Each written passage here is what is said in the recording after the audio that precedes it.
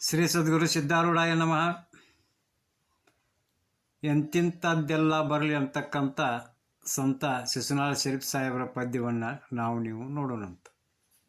ಈ ಒಂದು ಪದ್ಯ ಎಲ್ಲರಿಗೂ ಸರಳವಾಗಿ ಅರ್ಥ ಆಗುವಂಗಿರೋದ್ರಿಂದ ಈ ಪದ್ಯವನ್ನು ಪೂರ್ಣವಾಗಿ ಹೇಳ್ತೇನೆ.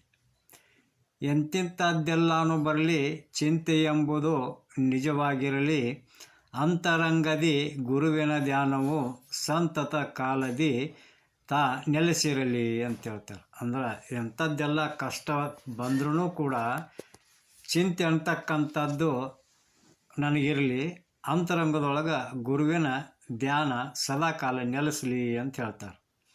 ಎಂತೆಂಥ ದುಃಖ ಬರಲಿ ಅಂತ ಅವ್ರು ಹೇಳ್ತಾರೋ ಅಂತಂದ್ರೆ, ಬಡತನವೆಂಬುದು ಕಡೆತನಕ್ಕಿರಲಿ, ವಸ್ತ್ರ ಒಡವಿ ಹಾಳಾಗಿ ಹೋಗಲಿ, ಮಡದಿ ಮಕ್ಕಳು ಸುಡುಗಾಡು ಸೇರಲಿ, ಬಡಿವಾರದ ಬಾಂಧವರು ಮಡಿಯಲಿ, ಗಂಡಸ್ತನ ಇಲ್ಲದಂದಾಗಲಿ, ಬಂಡನೆಂದು ಜನಗಳು ಬೈದಾಡಲಿ, ಕುಂಡಿ ಕುಂಡಿ ಸಾಲದವರು ಒದೆಯಲಿ, ಬಂಡು ಮಾಡಿ ಬಯಲಿಗೆ ನಗುತ್ತಿರಲಿ ಅಂತ ಹೇಳ್ತಾರೆ. ಇನ್ನು ಮುಂದಿನ ನುಡಿಯೊಳಗೆ, ನಂಬಿಗೆ ಎಳ್ಳಿಷ್ಟದ್ದಾದಂಗಾಗಲಿ, ಅಂಬಲಿಯನಿಗೆ ಸಿಗದೆ ಹೋಗಲಿ, ಕುಂಬೆ ಸುಳೆ ಮಗನೆಂದು ಬೈಯಲಿ, ಕಂಬ ಮುರಿದು ಎನ್ನ ಮ್ಯಾಲೆ ಬೀಳಲಿ ಅಂತ ಹೇಳ್ತಾರೆ.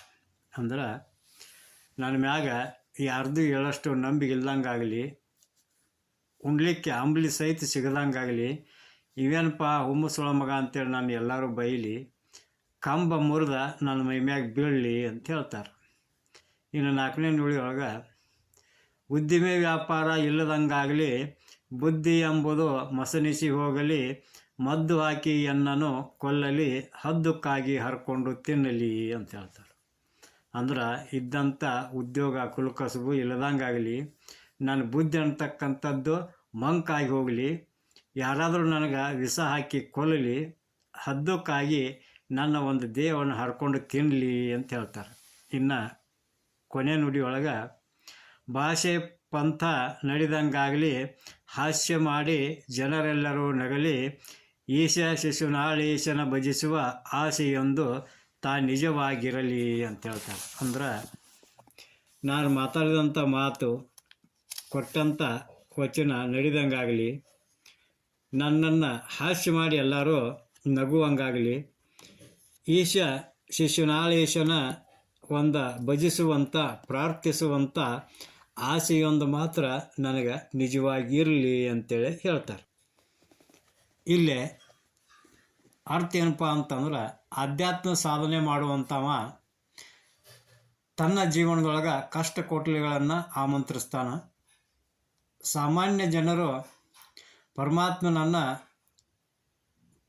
ಪ್ರಾರ್ಥನೆ ಮಾಡೋದು ಯಾವುದಪ್ಪ ಅಂತಂದ್ರೆ, ತಮ್ಮ ಜೀವನದೊಳಗೆ ಇದ್ದಂಥ ಸಂಕಟ ನಿವಾರಣೆಗಾಗಿ ಪ್ರಾರ್ಥನೆಯನ್ನು ಮಾಡ್ತಾರೆ. ಈ ಒಂದು ಕಾರಣದಿಂದನ ಸಂಕಟ ಬಂದಾಗ ವೆಂಕಟರಮಣ ಅಂತಕ್ಕಂಥ ಗಾದೆ ಹುಟ್ಕೊಂಡೈತಿ.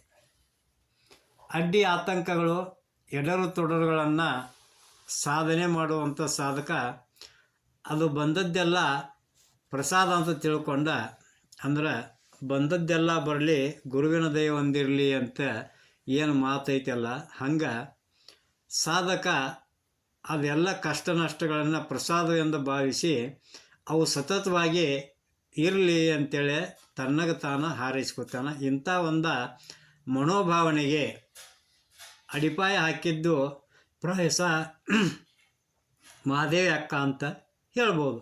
ಅವರ ಒಂದು ವಚನ ಹಿಂಗೈತಿ, ಮನೆ ಮನೆ ತಪ್ಪದೆ ಬೇಡುವಂತೆ ಮಾಡಯ್ಯ, ಬೇಡಿದಡೆ ಇಕ್ಕದಂತೆ ಮಾಡಯ್ಯ, ಇಕ್ಕಿದಡೆ ನೆಲಕ್ಕೆ ಬೀಳುವಂತೆ ಮಾಡಯ್ಯ, ನೆಲಕ್ಕೆ ಬಿದ್ದಡೆ ನಾನೆತ್ತಿಕೊಂಬುವ ಮುನ್ನ ಸುನಿ ಎತ್ತಿಕೊಂಬಂತೆ ಮಾಡ ಚನ್ನಮಲ್ಲಿಕಾರ್ಜುನ ಅಂತ ಹೇಳ್ತಾರೆ.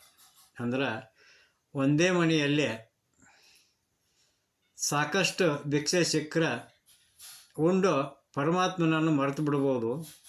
ಈ ಕಾರಣದಿಂದ ಅನೇಕ ಮನೆಯೊಳಗೆ ಬೇಡುವಂಗಾಗಲಿ, ಆ ಅನೇಕ ಮನೆಯೊಳಗೆ ನೀಡಿದ್ರೂ ಕೂಡ ಅವರು, ನಾನು ಅನೇಕ ಮನೆಯೊಳಗೆ ಭಿಕ್ಷೆ ಬೇಡಿದರೂ ಕೂಡ ಅವ್ರು ಯಾರೂ ನನಗೆ ಭಿಕ್ಷೆಯನ್ನು ನೀಡದಂಗಾಗಲಿ, ಹಸಿವಿನ ತಾಪದಿಂದ ನೆಲಕ್ಕೆ ಬಿದ್ದದ್ದನ್ನು ಎತ್ತಿಕೊಳ್ಳಕ್ಕೆ ಹೋದ್ರೆ ನಾನು ಎತ್ತಿಕೊಳ್ಳುವ ಮೊದಲ ಆ ಒಂದು ಬೀದಿಯೊಳಗಿರ್ತಕ್ಕಂಥ ನಾಯಿ ಎತ್ತಿಕೊಳ್ಳುವಂಗೆ ಮಾಡು ಅಂಥೇಳಿ ಅಕ್ಕ ಮಹಾದೇವಿ ಪ್ರಾರ್ಥನೆಯನ್ನು ಮಾಡ್ತಾಳೆ.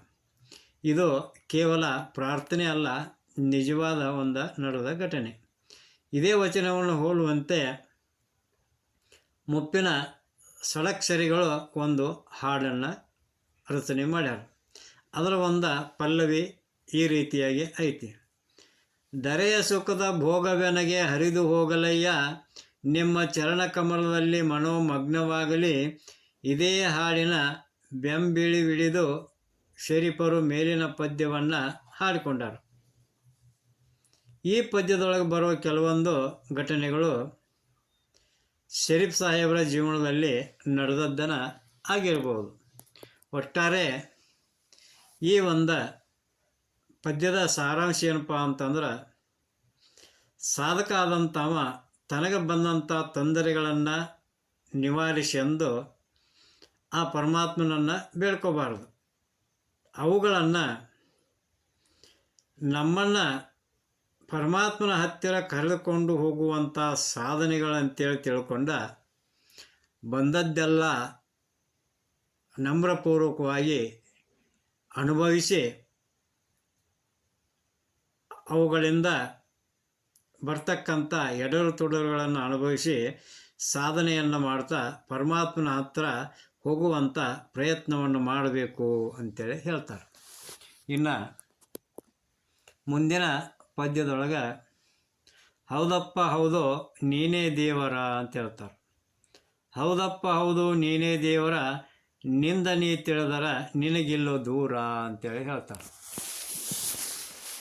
ಅಂದ್ರೆ ನೀವೆಲ್ಲ ಹೆಚ್ಚಾಗಿ ಹೊರಗಡೆ ಬಹಿರಂಗದೊಳಗೆ ದೇವರನ್ನು ಹುಡುಕುವಂಥ ಪ್ರಯತ್ನವನ್ನು ಮಾಡ್ತಿರ್ತೀವಿ. ಅಂಥ ಒಂದು ಬಹಿರಂಗವಾಗಿ ದೇವರನ್ನು ಹುಡುಕುವಂಥ ಪ್ರಯತ್ನ ಮಾಡೋರಿಗೆ ಶರೀಫ್ ಸಾಹೇಬರು ಏನು ಹೇಳ್ತಾರೋ ಅಂತಂದ್ರೆ, ನಿನ್ನನ್ನು ನೀನು ತಿಳ್ಕೊಂಡ್ರೆ ನೀನ ದೇವರದಿಪ್ಪ, ನಿನಗೆ ದೇವ್ರ ದೂರಿಲ್ಲ ಅಂತೇಳಿ ಶರೀಫ್ ಸಾಹೇಬರು ಹೇಳ್ಯಾರ. ವಿಶ್ವಗುರು ಬಸವಣ್ಣನವರು ಹೇಳ್ಯಾರ. ಹಾಗೆ ಸಿದ್ಧಾರೂಢರು, ಗರಗದ ಮಡವಾಳಜ್ಜ ಎಲ್ಲ ಸಾಧು ಸತ್ಪುರುಷರು ಕೂಡ ಇದನ್ನು ಹೇಳ್ಯಾರ. ಬಾಯಿಯ ಆಡಂಬರದೊಳಗೆ ದೇವರನ್ನು ಹುಡುಕೋದು ಬಿಟ್ಟು ಅಂತರಂಗದೊಳಗಿರ್ತಕ್ಕಂಥ ಆತ್ಮಸ್ವರೂಪಿ ಪರಮಾತ್ಮನನ್ನು ಕಂಡುಕೊಳ್ಬೇಕು ಅಂತೇಳಿ ಹೇಳ್ತಾರೆ. ಇಲ್ಲೇ ಶರೀಫ್ ಸಾಹೇಬ್ರು ಹೆಂಗೆ ಹೇಳ್ತಾರೋ ಅಂತಂದ್ರೆ, ನೀ ದೇವ್ರು ಯಾವಾಗಕ್ಕಿ ಅಂತೇಳಿ ಅಂತಂದ್ರೆ ಹೇಳ್ತಾರವರು, ನೀರಿಲ್ಲದ ಜಳಕ ಮಾಡಿರಬೇಕು, ಅರಿವೆ ಇಲ್ಲದ ಮಡಿಯ ಹುಟ್ಟಿರಬೇಕು, ಊಟವಿಲ್ಲದೆ ಹೊಟ್ಟೆ ತುಂಬಿರಬೇಕು, ನಿದ್ದೆಯೊಳಗೆ ಸದಾ ಎಚ್ಚರ ಇರಬೇಕು ಅಂತ ಹೇಳ್ತಾರೆ. ಅಂದ್ರೆ ನೀರಿಲ್ಲದ ಜಳಕ ಮಾಡಿರಬೇಕು ಅಂತಂದ್ರೆ ನಾವು ಈ ದೇಹವನ್ನು ಸ್ವಚ್ಛ ಇಟ್ಕೊಳ್ಳೋ ಸಲುವಾಗಿ, ಸುಂದರವಾಗಿ ಕಾಣೋ ಸಲುವಾಗಿ ಪ್ರತಿದಿನ ತಪ್ಪದೆ ಏನು ಮಾಡ್ತೀವಿ, ಸೋಪ್ ಹಾಕಿ ಸ್ನಾನಾದಿಗಳನ್ನು ಮಾಡಿ ಈ ಶರೀರವನ್ನು ಸ್ವಚ್ಛ ಮಾಡ್ಕೋತೀವಿ. ಆದರೆ ಮನಸ್ಸಿನಲ್ಲಿರ್ತಕ್ಕಂಥ ಕಲ್ಮಶವನ್ನು, ಮನಸ್ಸಿನಲ್ಲಿರ್ತಕ್ಕಂಥ ದುರ್ಗುಣಗಳನ್ನು ನಾವು ಹಂಗೆ ಇಟ್ಕೊಂಡ ಹೊರಗೆ ಮಾತ್ರ ಹೊರಗಿನ ಕಣ್ಣಿಗೆ ಚಂದ ಕಾಣುವಂಗೆ ನಾವು ಜಳಕ ಮಾಡ್ತೀವಲ್ಲ, ಅಂಥ ಜಳಕ ಮಾಡಿದ್ರೆ ಏನೂ ಉಪಯೋಗ ಇಲ್ಲ. ನೀರಿಲ್ಲದ ಜಳಕ ಅಂತಂದ್ರೆ ನಮ್ಮ ಮನಸ್ಸಿನೊಳಗಿದ್ದಂಥ ಕ್ಷುಲ್ಲಕ ಕಲ್ಮಶ ಭಾವನೆಗಳನ್ನು, ದುರ್ಗುಣಗಳನ್ನು ಅಳಿದಾಗ ಮಾತ್ರ, ಅದು ಮನಸ್ಸು ನಿರ್ಮಲವಾದಾಗ ಮಾತ್ರ ಜಳಕ ಆಕ್ಕತಿ. ಅಂಥ ಜಳಕ ಆಕ್ಕತಿ ಅಂದ್ರೆ ನೀರಿಲ್ಲದ ಜಳಕ ಆಕ್ಕತಿ. ಇನ್ನು ಅರಿವೆ ಇಲ್ಲದ ಮಡಿ ಹುಟ್ಟಿರಬೇಕು ಅಂತಂದ್ರೆ ನಾವು ನಮ್ಮ ಶರೀರದ ಅವಯವಗಳನ್ನು ಮುಚ್ಚೋ ಸಲುವಾಗಿ ಉತ್ತಮವಾಗಿರ್ತಕ್ಕಂಥ ಬಟ್ಟೆಗಳನ್ನು ಧರಿಸ್ತೀವಿ. ಆದರೆ ನಮ್ಮ ಮನಸ್ಸಿಗೆ ಯಾವ ಬಟ್ಟೆಯನ್ನು ಹುಟ್ಟಿರಬೇಕು, ಉಳಿಸ್ಬೇಕು ಅಂತಂದ್ರೆ ಅರಿವೆ ಇಲ್ಲದಂಥ ಬಟ್ಟೆ. ಅಂದ್ರೆ ಈ ಒಂದು ಮನಸ್ಸಿನೊಳಗಿರ್ತಕ್ಕಂಥ ದುಶ್ಚಟಗಳನ್ನು ದೂರ ಮಾಡಿ ನಾವು ಮನಸ್ಸನ್ನು ಹಸನಿಟ್ಕೊಂಡಾಗ ಏನಾಕ್ಕತಿ, ಅರಿವಿಲ್ಲದಂಥ ಮಡಿಯನ್ನು ಉಟ್ಕೊಂಡಂಗೆ ಆಕ್ಕತಿ. ಇನ್ನು ಊಟವಿಲ್ಲದ ಹೊಟ್ಟೆ ತುಂಬಿರಬೇಕು, ನಿದ್ದೆಯೊಳಗೆ ಸದಾ ಎಚ್ಚರ ಇರಬೇಕು ಅಂತಂದ್ರೆ ಮನುಷ್ಯನಿಗೆ ಕ್ರಮವಾಗಿ ಆ ಮನಸ್ಸು 8 ದಳದೊಳಗೆ ಸಂಚಾರ ಮಾಡ್ತಿರ್ತೈತಿ. ಅಂಥ ಟೈಮ್ದೊಳಗೆ ಹಸಿವೆ ಆದಾಗ ಕ್ರಮವಾಗಿ ಬಂದು ಆ ಒಂದು ಮನಸ್ಸು ಕರ್ಣಿಕದೊಳಗೆ ಸ್ಥಿರವಾಗಿ ನಿಂತಾಗ ಆ ಮನಸ್ಸು ಧ್ಯಾನದೊಳಗೆ ಅಡಗ್ತೈತಿ. ಅದು ಧ್ಯಾನದೊಳಗೆ ಅಡಗಿತು ಅಂತಂದ್ರೆ ಎಂಥ ಹಸಿವಿನ ಆಗೈತಪ್ಪ ಅಂತಂದ್ರೂ ಕೂಡ ಅಲ್ಲೇ ಆ ಹಸಿವು ಹಿಂಗೆ ಹೊಕ್ಕೈತಿ. ಅದಕ್ಕೆ ಶರೀಪ್ರಿಯನ್ ಹೇಳ್ತಾರೋ ಅಂತಂದ್ರೆ ಮನಸ್ಸನ್ನು ಅತ್ಯತ್ತ ಹರಿಗೊಡದನ ಧ್ಯಾನದೊಳಗೆ ಅಡಗಿಸಿಬಿಟ್ರೆ ಕರ್ಣಿಕಕ್ಕೆ ಒಯ್ದು ನಿಲ್ಲಿಸಿದ್ರೆ ಊಟ ಇಲ್ದನ ಹೊಟ್ಟೆ ತುಂಬತೈತಿ ಅಂತ ಹೇಳ್ತಾರೆ. ಹಂಗೆ ಧ್ಯಾನದೊಳಗೆ ಕುಂತ್ರ ನಿದ್ದೆಯೊಳಗೆ ಅದಾನಪ್ಪ ಅಂತ ಅಂದ್ಕೊಂಡ್ರೂ ಕೂಡ ಸದಾ ಎಚ್ಚರದಿಂದಿರಬೇಕು ಅಂತೇಳಿ ಹೇಳ್ತಾರೆ. ಇನ್ನು ಮುಂದಿನ ನುಡಿಯೊಳಗೆ ತಂಬಾಕಿಲ್ಲದ ಬತ್ತಿ ಒಳಸೇದಿರಬೇಕು, ಸೆರೆ ಕುಡಿಯದೆ ನಿಶೆಯಾಗಿರಬೇಕು, ಎಬಡ ತಬಡ ನಾಲಿಗೆ ಬಿದ್ದಿರಬೇಕು, ಮೋಜಿಲೆ ಹೋಗಿ ಶಿಶುನಾಳಧೀಶನ ಪಾದಕ್ಕೆ ಬಿದ್ದಿರಬೇಕು ಅಂತ ಹೇಳ್ತಾರೆ. ಈ ಒಂದು ಪದ್ಯದ ಅರ್ಥ ಏನಪ್ಪ ಅಂತಂದ್ರೆ ಸಾಧಕ ಆದಂಥವ ಮನಸ್ಸನ್ನು ಏಕಾಗ್ರತೆಗೊಳಿಸಿ ಬಲುಮೆಯಿಂದ ಪಿಂಗಳ ಸುಷುಮ್ನ ನಾಡಿಗಳು ಸೇರುವಂಥ ರಂಧ್ರದೊಳಗೆ ಹೋಗಿ ತಲುಪಿದಾಗ ಅಲ್ಲಿ ಯಾವ ಸ್ಥಿತಿ ಬರ್ತೈತಿ ಅಂತಂದ್ರೆ ತಂಬಾಕು ಮತ್ತು ಸೆರೆ ಅಂದರೆ ಇವೆರಡು ನಶೆಯ ಒಂದು ವಸ್ತುಗಳು. ಇವುಗಳನ್ನು ಸೇದದನ ಅಲ್ಲೇ ಆ ಒಂದು ಮನಸ್ಸು ಆ ಒಂದು ರಂಧ್ರದೊಳಗೆ ಹೋಗಿ ಸೇರ್ತೀವಿ ಅಂತಂದ್ರೆ ಅಲ್ಲೇ ಉನ್ಮನಿ ಸ್ಥಿತಿ ಪ್ರಾಪ್ತಕ್ಕತಿ. ಆವಾಗ ಆ ಒಬ್ಬ ಸಾಧಕ ವ್ಯಕ್ತಿಯ ಸ್ಥಿತಿ ಹೆಂಗಿರ್ತೈತಿ ಅಂದ್ರೆ ಏನೋ ಮಾದಕ ವಸ್ತುಗಳನ್ನು ಕುಡಿದನ ನಿಶೆ ಆಗೈತೆ ಅನ್ಬೇಕು. ಹಂಗೆ ಆತನ ಶರೀರ ಅಲ್ಲೇ ಒಂದು ಉನ್ಮನಿ ಸ್ಥಿತಿಯೊಳಗೆ ಉಳಿತೈತಿ ಅಂತ ಹೇಳ್ತಾರೆ. ಅಂಥ ಟೈಮ್ದೊಳಗೆ ನಾಲಿಗೆ ಮಾತಾಡೋಕೆ ಬರ್ತಿರೋದಿಲ್ಲ. ಅದಕ್ಕೆ ಅದು ಎಬಡ ತಬಡ ತೊದಲು ನುಡಿ ಇರ್ತೈತಿ. ಅಂಥ ಒಂದು ಸ್ಥಿತಿಯೊಳಗೆ ಹೋಗಿ ಶಿಶುನಾಳಧೀಶನ ಪಾದಕ್ಕೆ ಬಿದ್ದಿರಬೇಕು ಅಂದ್ರೆ ಆ ಒಂದು ಪರಮಾತ್ಮನ ಪಾದಕ್ಕೆ ಬೀಳಬೇಕು ಅಂತೇಳಿ ಈ ಒಂದು ಪದ್ಯದೊಳಗೆ ಹೇಳ್ತಾರೆ.